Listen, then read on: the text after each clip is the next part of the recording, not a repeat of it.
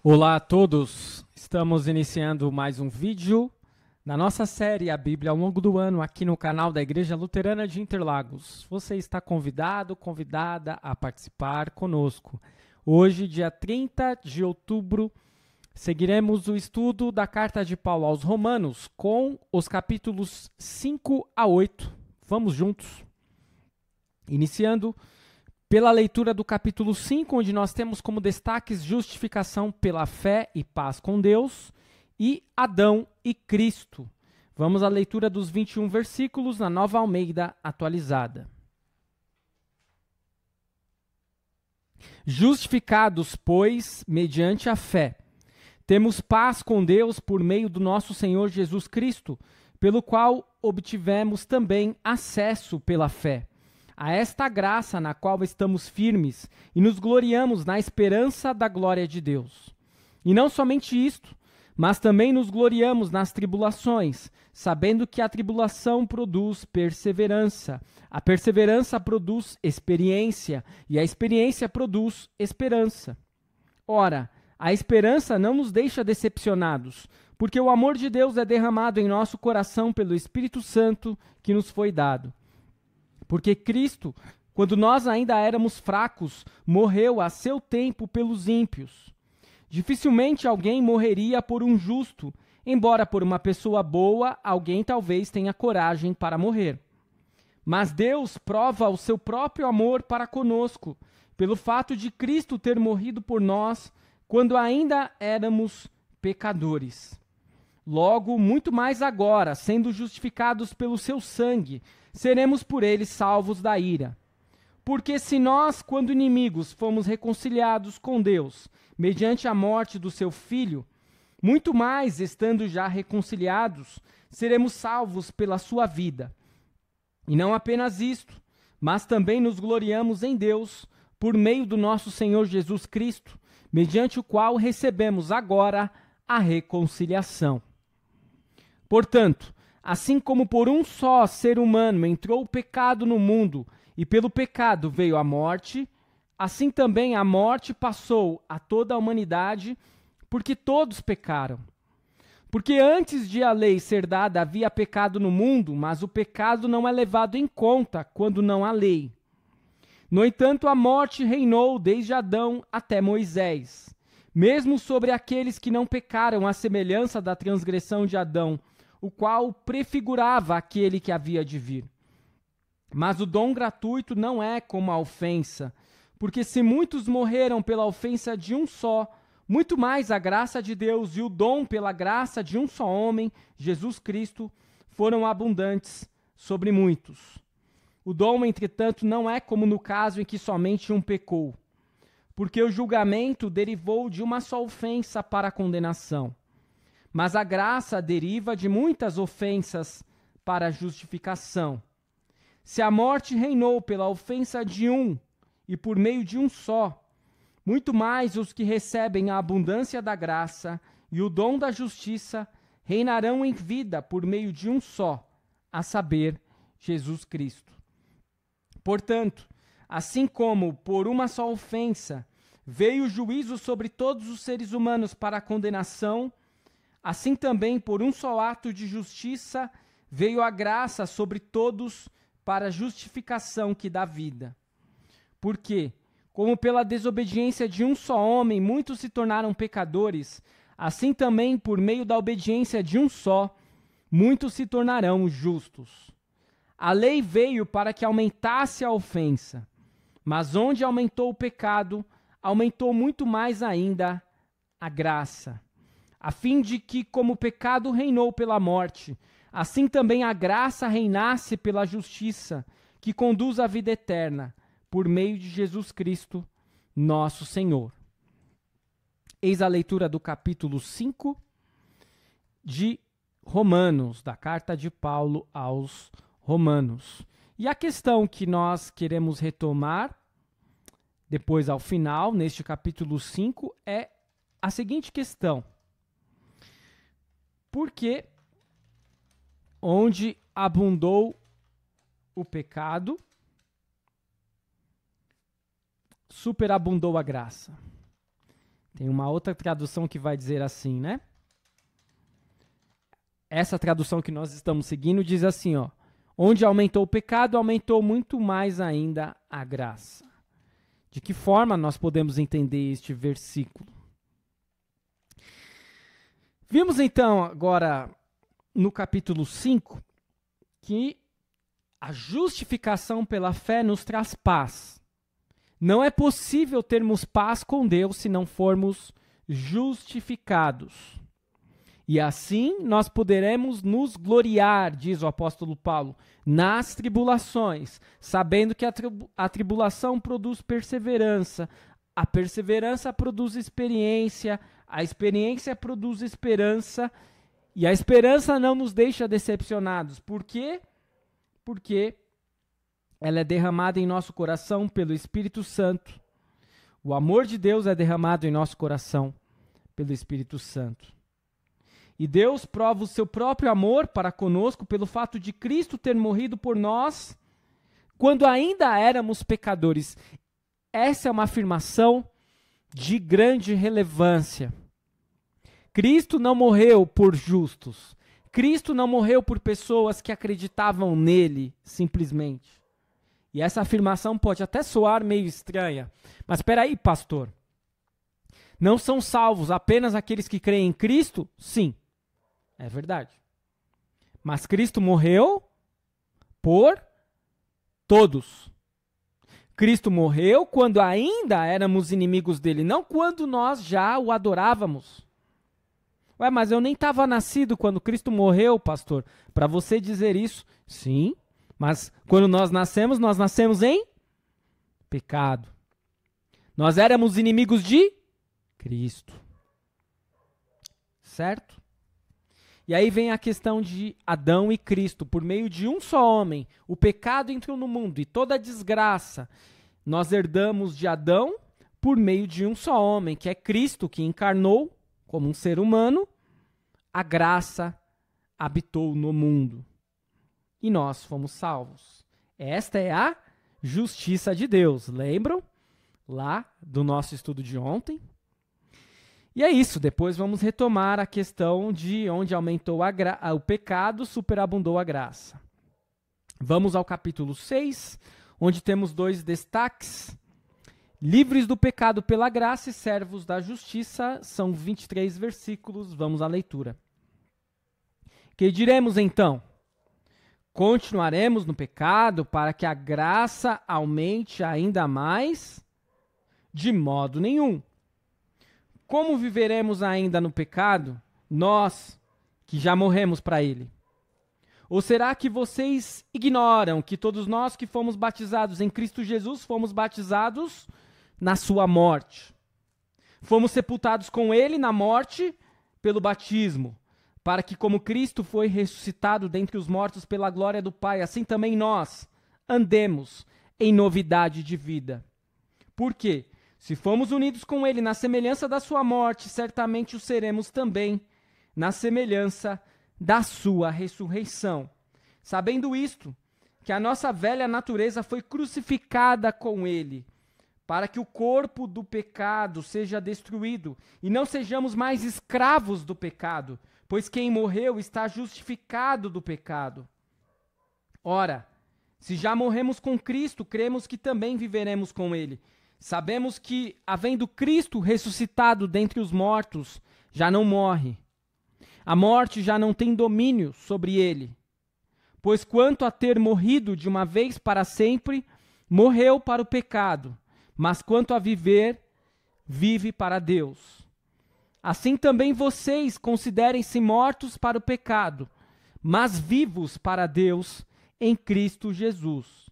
Portanto, não permitam que o pecado reine em seu corpo mortal, fazendo com que vocês obedeçam às suas paixões.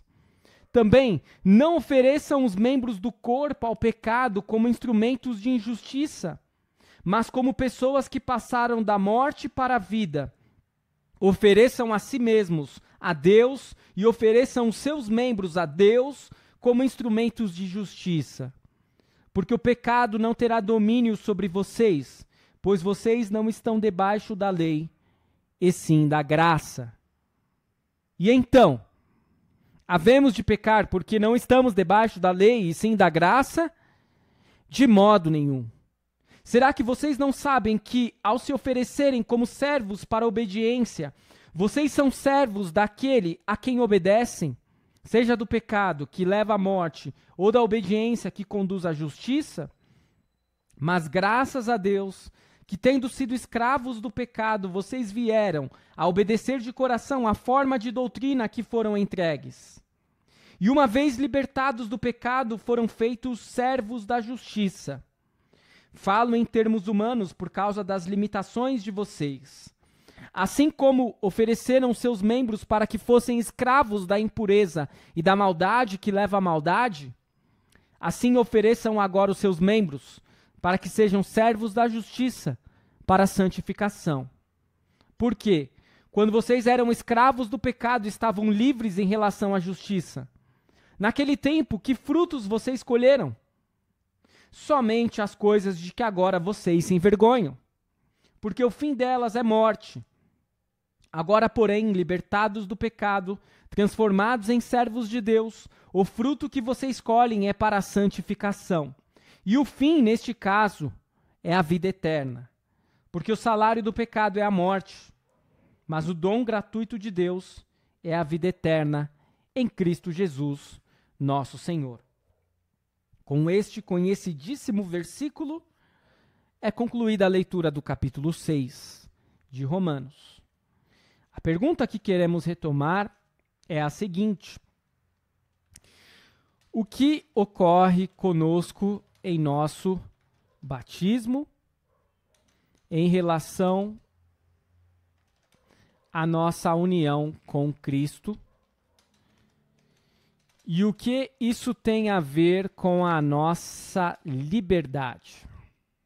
Retomando a questão, o que ocorre conosco em nosso batismo em relação à nossa união com Cristo?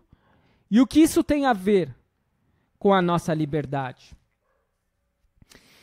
Este capítulo 6 é um capítulo que, depois de embasar muito bem a doutrina, depois de trazer afirmações categóricas e importantíssimas em relação à lei, em relação à graça, em relação à justificação pela fé, o apóstolo Paulo vai começar a dizer que nós fomos libertados do pecado pela graça. Mas como que nós fomos libertados? E aí tem a ver com o nosso batismo. E aí tem a ver com a questão que nós iremos retomar ao final. E o que isso implica para a nossa vida? Se nós fomos libertados do pecado, nós iremos viver como pessoas livres e não como escravos. Se nós não somos mais escravos, não estaremos mais em correntes. Nós iremos estar livres. Mas o que significa ser livre para o cristão? É fazer o que você quiser? Isso é ser livre? Aparentemente parece ser, não é? Se eu fizer tudo o que eu quiser, eu vou ser livre. Por isso ninguém é livre nesse mundo, porque ninguém faz o que quer. Errado. Fazer o que quer não significa ser livre.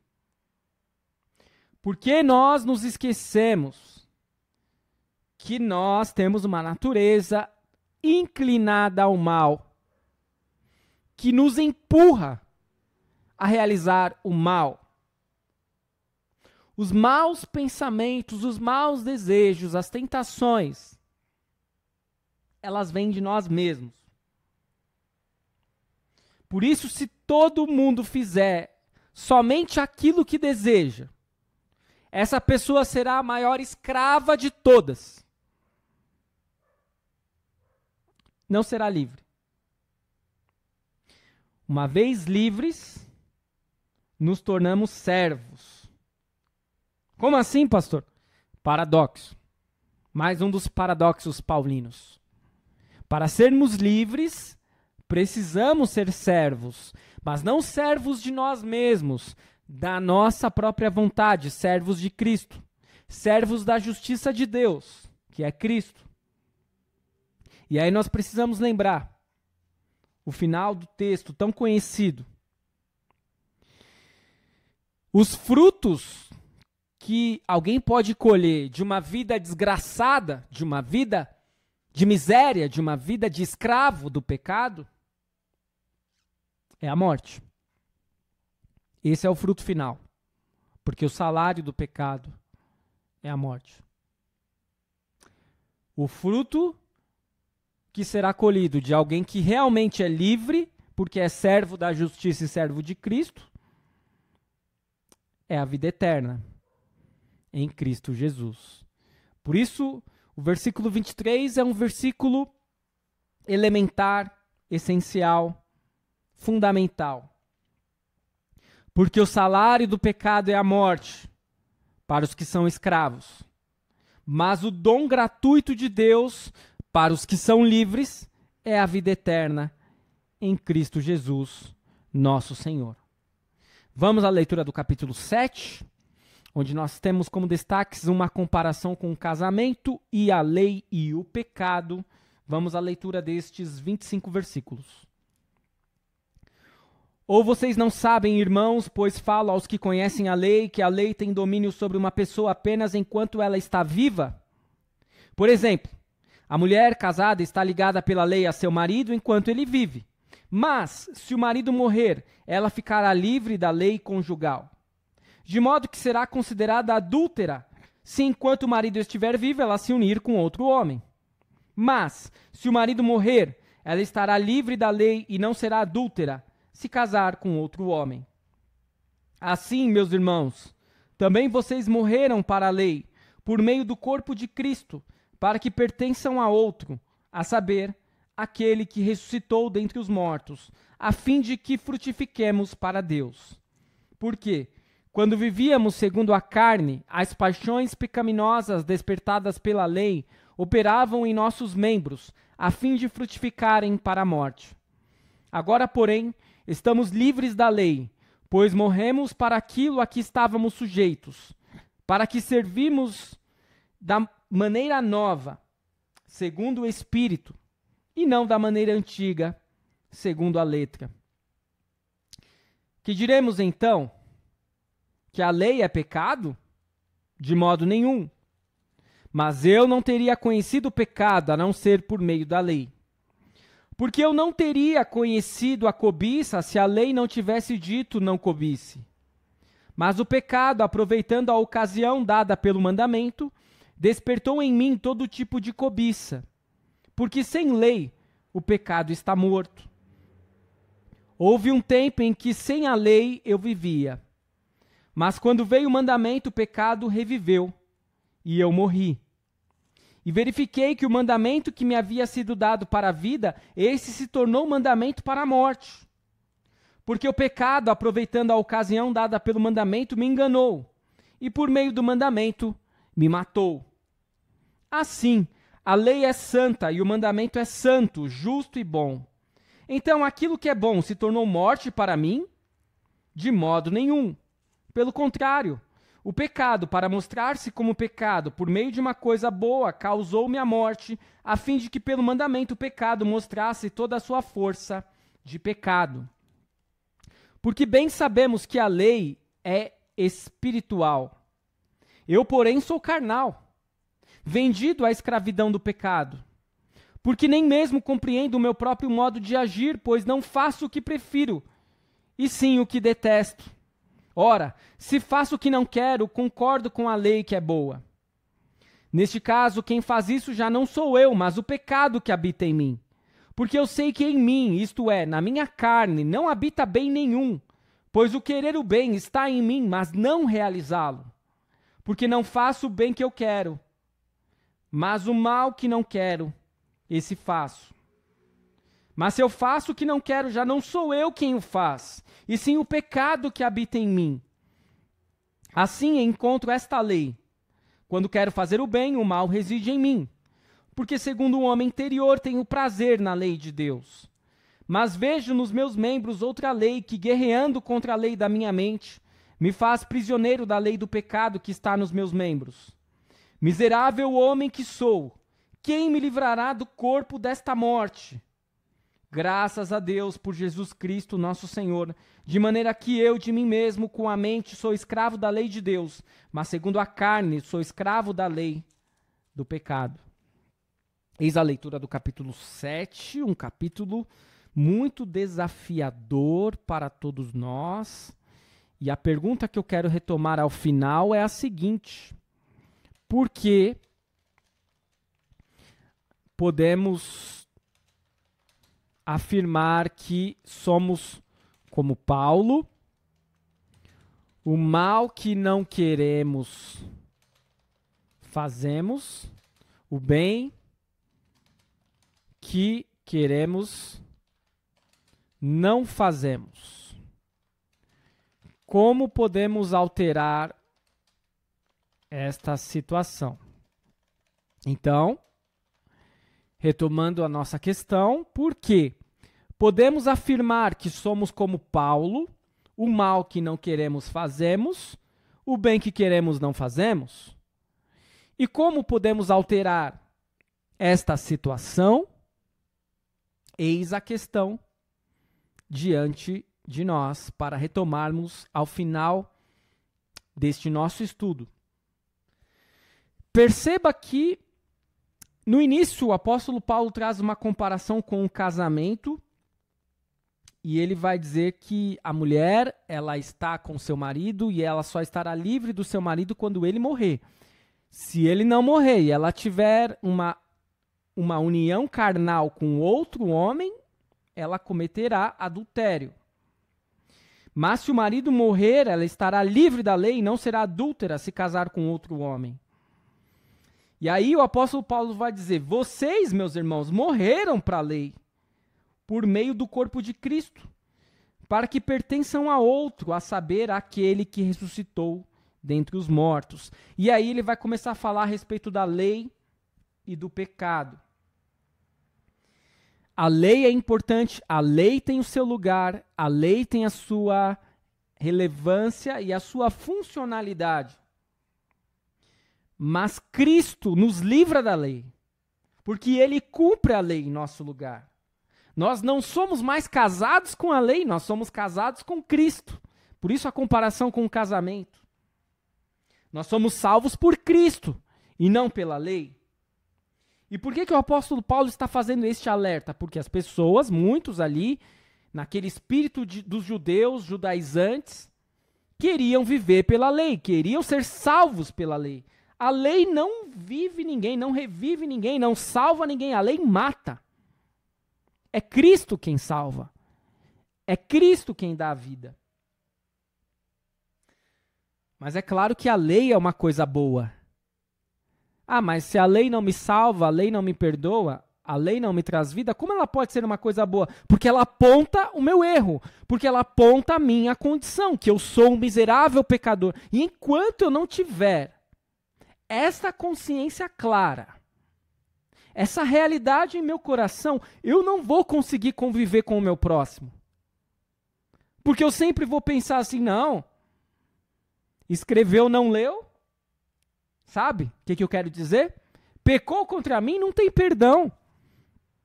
No máximo, uma vez, duas vezes, na terceira já pá. E aí lembram que Jesus falou 70 vezes 7? Como que eu vou viver pela lei se eu sou um pecador?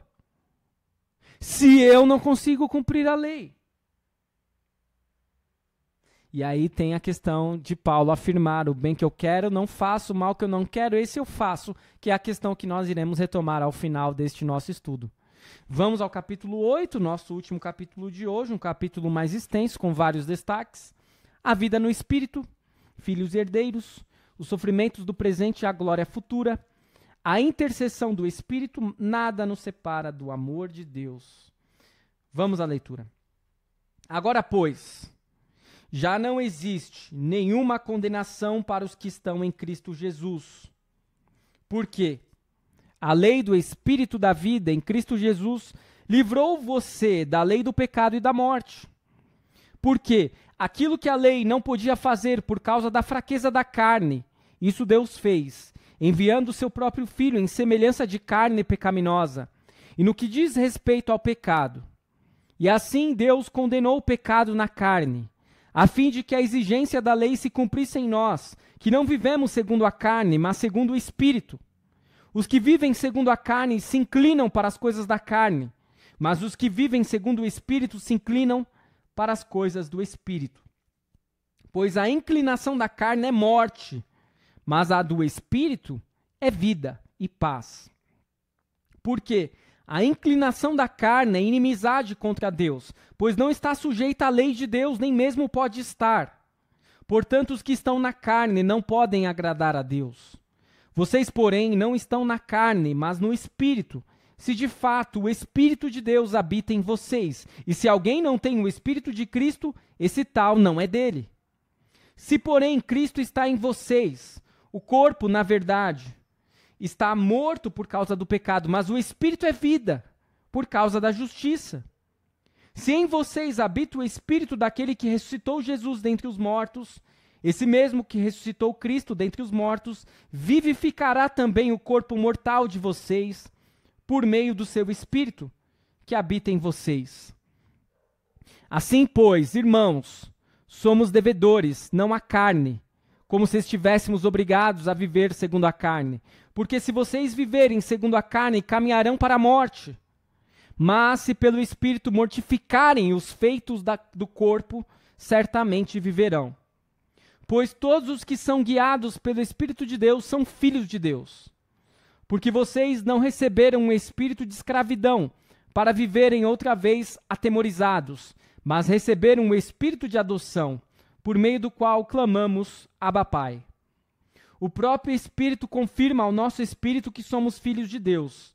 E se somos filhos, somos também herdeiros, herdeiros de Deus e co-herdeiros com Cristo, se com ele sofremos, para que também com ele sejamos glorificados. Porque para mim, tenho por certo que os sofrimentos do tempo presente não podem ser comparados com a glória a ser revelada em nós. A ardente expectativa da criação aguarda a revelação dos filhos de Deus, pois a criação está sujeita à vaidade, não por sua própria vontade, mas por causa daquele que a sujeitou, na esperança de que a própria criação será libertada do cativeiro da corrupção, para a liberdade da glória dos filhos de Deus. Porque sabemos que toda a criação a um só tempo geme e suporta angústias até agora. E não somente ela, mas também nós, que temos as primícias do Espírito, igualmente gememos em nosso íntimo, aguardando a adoção de filhos, a redenção do nosso corpo. Porque na esperança fomos salvos. Ora, esperança que se vê não é esperança, pois quem espera o que está vendo? Mas se esperamos o que não vemos, com paciência o aguardamos. Da mesma maneira também o Espírito nos ajuda em nossa fraqueza, porque não sabemos orar como convém, mas o próprio Espírito intercede por nós com gemidos inexprimíveis. E aquele que sonda os corações sabe qual é a mente do Espírito, porque intercede pelos santos de acordo com a vontade de Deus. Sabemos que todas as coisas cooperam para o bem daqueles que amam a Deus, daqueles que são chamados segundo o seu propósito, pois aqueles que Deus de antemão conheceu, ele também predestinou, para serem conformes à imagem de seu Filho, a fim de que ele seja o primogênito entre muitos irmãos. E aos que predestinou, a esses também chamou, e aos que chamou, a esses também justificou, e aos que justificou, a esses também glorificou. Que diremos então, à vista destas coisas? Se Deus é por nós, quem será contra nós? Aquele que não poupou o seu próprio filho, mas por todos nós o entregou, será que não nos dará graciosamente com ele todas as coisas? Quem intentará acusação contra os eleitos de Deus? É Deus quem os justifica. Quem os condenará? É Cristo Jesus quem morreu, ou melhor, quem ressuscitou, o qual está à direita de Deus e também intercede por nós. Quem nos separará do amor de Cristo? Será a tribulação, ou a angústia, ou a perseguição, ou a fome, ou a nudez, ou o perigo, ou a espada? como está escrito: por amor de ti somos entregues à morte continuamente. Fomos considerados como ovelhas para o matadouro. Em todas estas coisas, porém, somos mais que vencedores, por meio daquele que nos amou. Porque eu estou bem certo de que nem a morte, nem a vida, nem os anjos, nem os principados, nem as coisas do presente, nem do porvir, nem os poderes, nem a altura, nem a profundidade, nem qualquer outra criatura poderá nos separar do amor de Deus, que está em Cristo Jesus, nosso Senhor. Eis a leitura maravilhosa deste magnânimo capítulo 8, da carta de Paulo aos Romanos. E a pergunta que nós queremos retomar, fica até difícil de escolhermos, tem tantas coisas aqui que seriam interessantes de refletirmos, mas eu vou optar pela seguinte: porque podemos aguardar com paciência? Porque podemos aguardar com paciência e esperança por dias melhores? Porque podemos aguardar com paciência e esperança por dias melhores? Onde estará a nossa confiança? Voltando ao capítulo 8, ele já começa forte, né? Porque ele diz assim: já não existe nenhuma condenação para os que estão em Cristo Jesus. Mas cuidado, vivam no Espírito e não na carne. Se vocês viverem na carne, vocês irão se inclinar para as coisas da carne.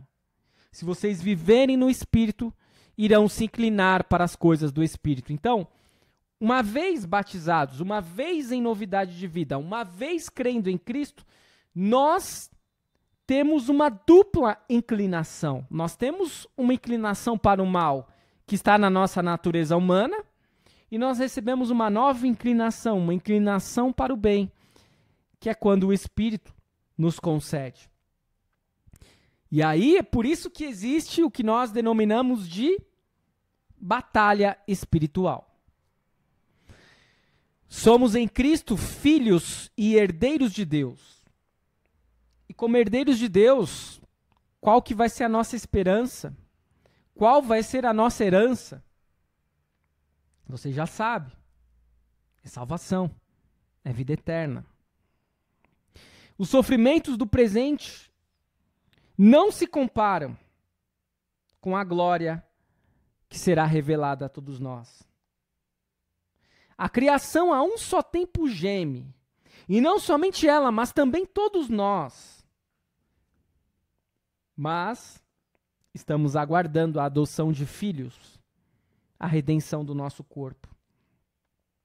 E aí temos a intercessão do Espírito, e muitas vezes nós não teremos palavras para proclamar em nossas orações, e o Espírito Santo irá orar por nós com gemidos inexprimíveis. E dessa forma nós podemos caminhar, prosseguir, sabendo que todas as coisas cooperam para o bem daqueles que amam a Deus. Pois se Deus é por nós, quem será contra nós? Quem tentará acusação contra os eleitos de Deus? E nada poderá nos separar do amor de Cristo. Nem a morte, nem a vida, nem os anjos, nem os principados, nem as coisas do presente, nem do porvir, nem os poderes, nem a altura, nem a profundidade, nem qualquer outra criatura poderá nos separar do amor de Deus, que está onde? Em Cristo Jesus, nosso Senhor. Retomando os ensinamentos, a questão 1, retomando o capítulo 5, é a seguinte: porque onde abundou o pecado, superabundou a graça. Nós estamos aqui retomando o versículo 20, que na Nova Almeida Atualizada diz assim: a lei veio para que aumentasse a ofensa, mas onde aumentou o pecado, aumentou muito mais ainda a graça. E não. O capítulo 6, logo o apóstolo Paulo se adianta em trazer uma realidade para nós. Ele não está afirmando aqui, ó, pequem bastante, porque aí vai superabundar a graça. Não é isso.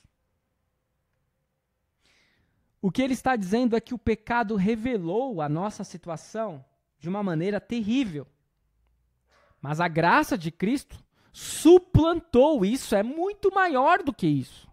E é por isso que onde abundou o pecado, uma vez justificado, superabundou a graça. No capítulo 6, nós temos a seguinte questão para retomá-lo: o que ocorre conosco em nosso batismo em relação à nossa união com Cristo e o que isso tem a ver com a nossa liberdade. Em nosso batismo somos unidos a Cristo. Somos unidos à sua morte. Somos unidos à sua ressurreição. Morremos para o diabo, para o mundo, para a nossa carne. Renascemos em Cristo para vivermos em novidade de vida. E assim, diariamente, afogamos a nossa velha natureza para que surja uma nova natureza. E o que isso tem a ver com a nossa liberdade? É porque se seguirmos as obras da carne, estaremos seguindo as obras de um morto que leva à morte. E estaremos sendo escravos. Por isso nós iremos procurar seguir em novidade de vida. E assim seremos servos da justiça e viveremos em liberdade. A próxima questão, retomando o capítulo 7. Por que podemos afirmar que somos como Paulo? O mal que não queremos fazer, fazemos. O bem que queremos fazer, não fazemos. E como podemos alterar esta situação? Essa é uma questão bem difícil, bem complexa, né? Você já parou para pensar que muitas vezes você está convicto, não vou fazer isso, eu não vou fazer isso, isso vai ser errado, não tem por que eu fazer isso, eu vou lutar com unhas e dentes para não fazer isso, eu não vou fazer, fiz. Caí em tentação. Caí em pecado. E de outra forma também, eu penso em algo muito bacana que eu preciso fazer. Eu preciso perdoar, eu preciso ajudar, eu preciso fazer uma boa obra, eu preciso, não faço. Essa é a nossa realidade.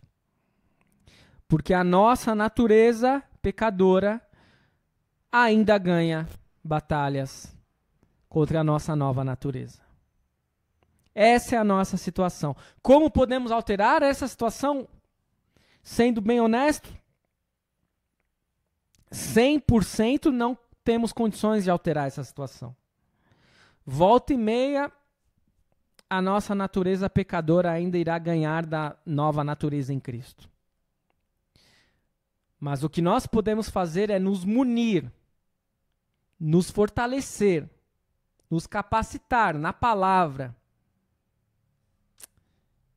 para que consigamos vencer mais batalhas, claro, com o auxílio de Deus e não sozinhos, do que perdê-las. E a última questão, que retoma o capítulo 8, é a seguinte: por que podemos aguardar com paciência e esperança por dias melhores? Onde estará a nossa confiança? Basta ler lá o final do capítulo 8, né?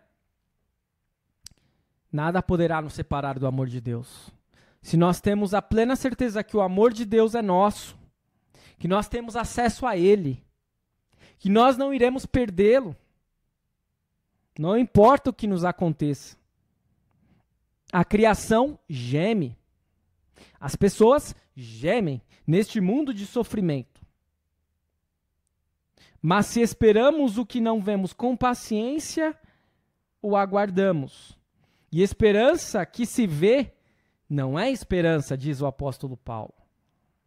Nós não vemos a Nova Jerusalém, nós não vemos Cristo, nós não vemos uma vida sem morte, sem dor, sem sofrimento, sem pranto. Mas essa é a realidade para aquele que crê e tem a esperança no que não vê. Espero que este estudo tenha sido de proveito para você, como foi para mim. Continue seguindo o nosso canal, continue seguindo o projeto A Bíblia ao longo do ano.